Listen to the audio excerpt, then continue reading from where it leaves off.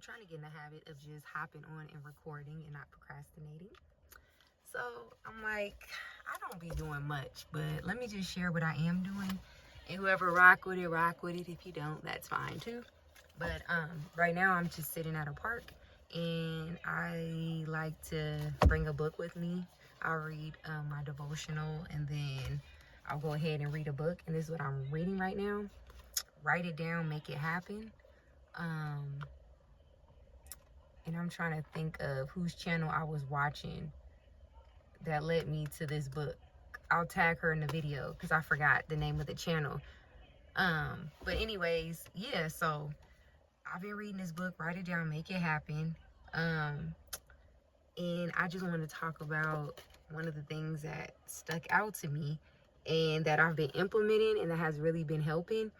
And that's just to write down what it is that you want to do, and also kind of like writing down how you would feel as if you're already living in it. And I know I've seen other videos that have talked about this too, but it was good to kind of like read a little deeper into that method. So I've been practicing doing that, and it really helps increase my faith, because I have been struggling with my faith lately, as far as like having faith in the promises of God, not having faith in God, but having faith in his promises. And so when I'm writing as if I've already received the promise, like how I would feel and what it looks like, it becomes real to me, and it actually like strengthens my faith, and it keeps me motivated and keeps me encouraged. Because if we're being real, like sometimes we see videos and we're looking for that encouragement, and people say, well, just trust and just hold on, and right now is not your season. And I definitely agree with those messages. I've even said that. I've even encouraged people with those words. But I know sometimes hearing that, it just sounds cliche in the moment. Sometimes even certain words are for certain seasons. You know, you've ever heard something that's cliche and you thought, that's cliche, like I don't really need to hear that right now, and then you'll hear that same cliche line in like another season, and you're like, it just hits you differently. It just hits you on a deeper level, because that was the season. That's when your heart was prepared to receive it, and your mind was prepared to receive it. And so this has just been something that's been helping me when I'm not prepared to receive certain messages. You know, this is just like a practical thing that I can do. So writing it down and writing how I feel, writing about how that looks, who's around me, just making the situation real as if I'm already living in that moment. And then it gets me excited, and I'm able to like relax and surrender, you know. And even just like writing out prayers to God, I've always done that, and this book also talked about that too.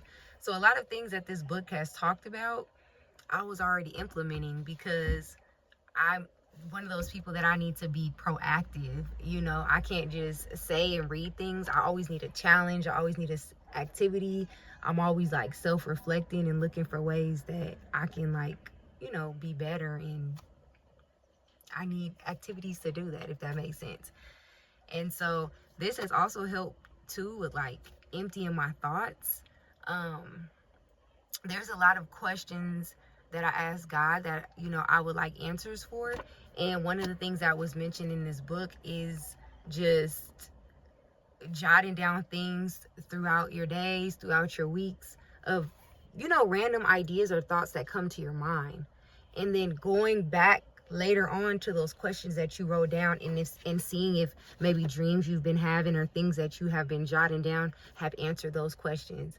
And that just blew my mind, because I'm like, this is probably what I need. Like, I am a dreamer. I write down my dreams every now and then. I notice I write down my dreams when it's something like scary, or like my heart is beating fast.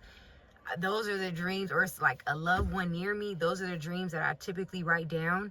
But I'm just thinking, like, every night I dream, imagine like all the messages or all the things that God could have been trying to tell me, but because I didn't write it down, or I'm too lazy to write, or I don't want to journal, like all the answers that I could have been missing. And so this just opened my mind up to like a whole nother avenue for God to speak to me and for me to take it seriously, especially because I can, for the most part, remember my dreams if I write them as soon as I wake up. If I don't write them as soon as I wake up, then I just lose it. And so I need to start implementing that. The only thing I have implemented was writing my questions to God, and now I'm in the process of like writing things that come to mind throughout my day. Get in the habit of like taking a journal or a piece of paper with me and writing down things. If I'm laying down in bed, even if I'm tired, I will get up and write down my thoughts if something just drops in my spirit or whatever. So that's what I've been doing, and I'm excited for these upcoming weeks. Like I said, I just started. I got this book like 2 or 3 days ago, and I'm almost done. Like once I start reading, and I got a mission. I'm really trying to hear from God and just figure out my next steps in life. I'm going hard, and I always start off with the word of God as well, because everything mentioned in this book I don't particularly agree with, because again, my thing is sometimes I feel like we take God out of things and we think that we're making things happen, and I don't believe that. I feel like, yes, I need to put works behind my faith, but ultimately it's God that's going to bring things into fruition. And that's also why I always ask God, like, if there's a desire in my heart that's not your desire, just take it away from me. I don't want to pursue anything. I don't want to waste time. I don't want to do anything that's not in your will, even though I could make it happen if I wrote down a plan and I wrote down steps and I pursued that thing. I don't want to pursue it because I can. I want to pursue it, and I want the doors to be open because that's his direction for my life. So that was one thing to keep in mind. But I'm a reader where I can always take the meat, spit off the bones, and I can learn from pretty much anything. And so, yeah, I'm almost done with the book, but I kind of wanted to share some of those gems with you because I think this might really be something powerful, especially if there's an answer that you've been waiting for, or maybe God is trying to speak to you, but you're not taking the time to get still, to write, and to get quiet.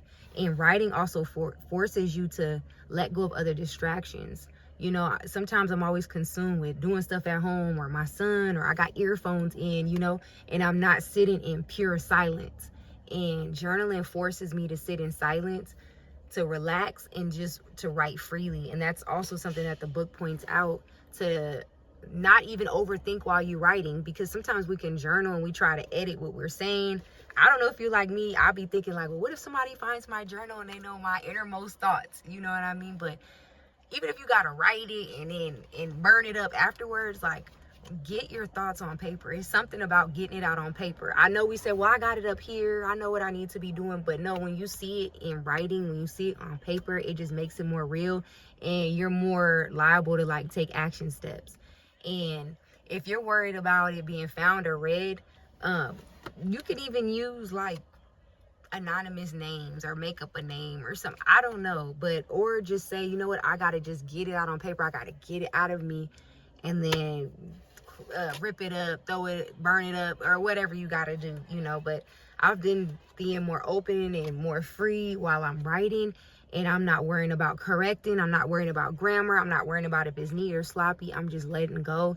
And so much has been coming out of me, so I'm like, okay, let me share this with somebody else.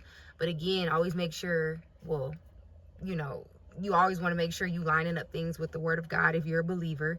And so, like I said, there's parts of the book that I'm like, oh, okay, you know, I probably won't be doing that, but there are parts that have been very useful and very powerful, and I am excited to see what God's doing in my life. So I hope this video could have been of help to you. Again, this is the book, Write It Down, Make It Happen, and I got this from Barnes and Nobles, and it was about a little less than $20. So, but it's worth it. Like, it's an investment in yourself. That's how I look at it.